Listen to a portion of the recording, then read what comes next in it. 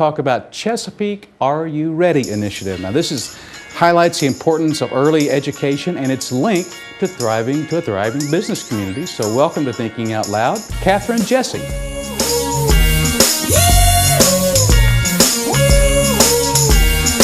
Catherine's working it her way.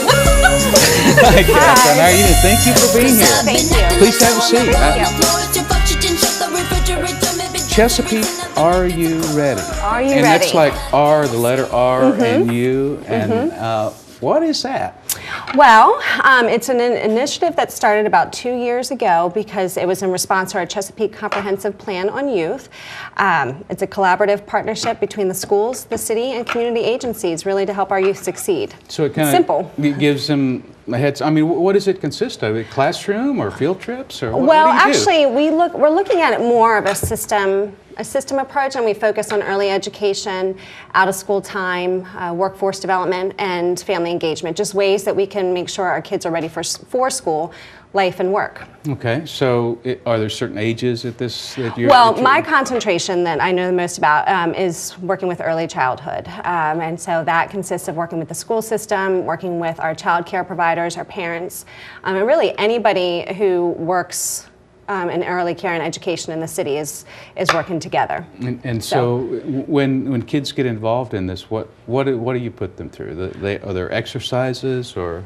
Well, actually, we really look at it like a system. We are providing professional development to our child care providers, and we offer them quality mentorship, ways that they can increase their quality. So the way that they teach is actually helping them better prepare for school. Okay. And with parents, it's the same way, giving them the tools. So really changing the system to be able to affect the most kids at that time. So this is actually involving the teachers? Yes, a lot of the teachers and parents as well. So there's certain things that they can do that prepares children better as they progress to? Yes, actually, so many people have talked about, more of the memorizing and things like that they need to know for school.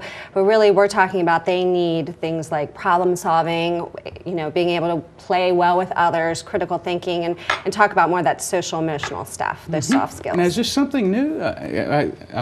Is this a new program that just started, or has it been around for a while? Well, this actually has been around for the last 2 years because we received a grant from Smart Beginnings Southampton Roads.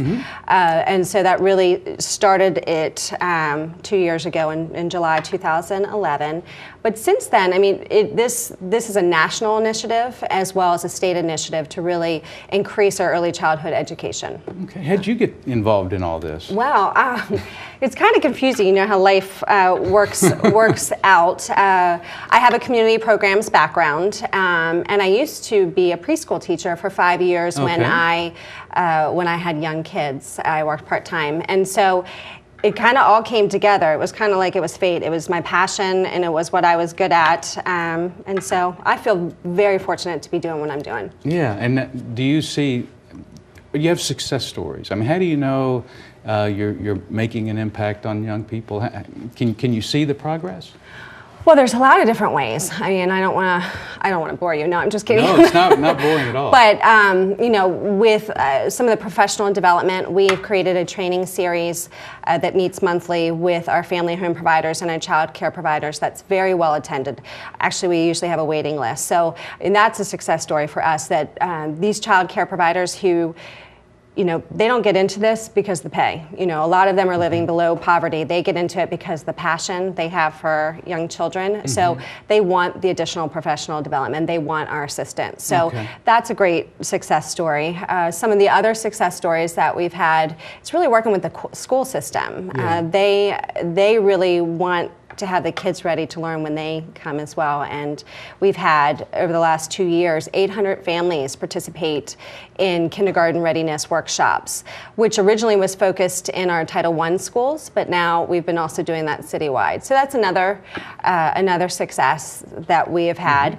And finally, this really nationally and locally is a business issue. And so we've been looking at ways that we could get the business community into the conversation. And we recently had an early education business forum, which had 85 business and community leaders attend to find out information about why this matters. And then so that information, those findings are then provided to teachers at intermediate, primary? What ages get involved?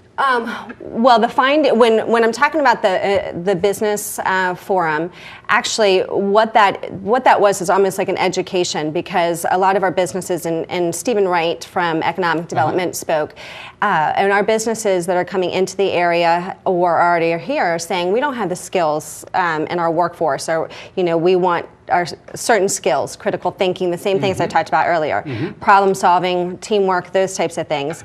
And what they're finding is that a lot of our kids, the achievement gap starts before our school kids even come into school. Oh, okay. So they're finding if we can reach our kids earlier and really get them on the right track before they even walk through the doors, that statistics are showing that we can actually create the biggest impact. So really? Stephen was talking about that, and as well as Gary McCullen, who is the Senior Vice President of Cox, Virginia, also spoke, because he's a big advocate on the state level.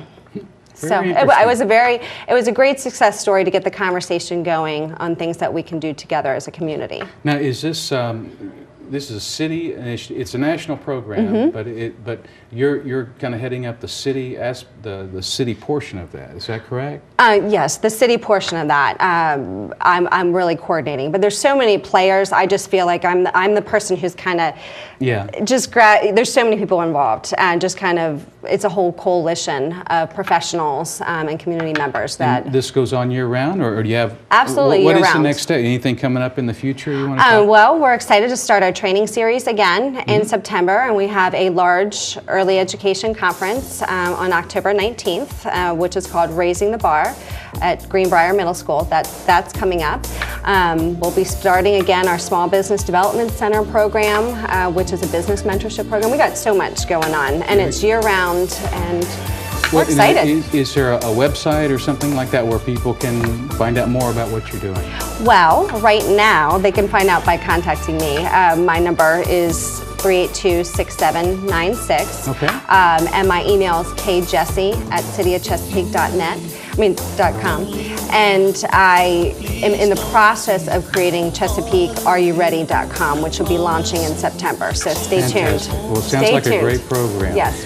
And thanks for coming and tell us about it. Thank you so much. Following your thank you, Catherine, so much for being here. And we're going to take a quick break, and we'll be right back. Fading fast, every second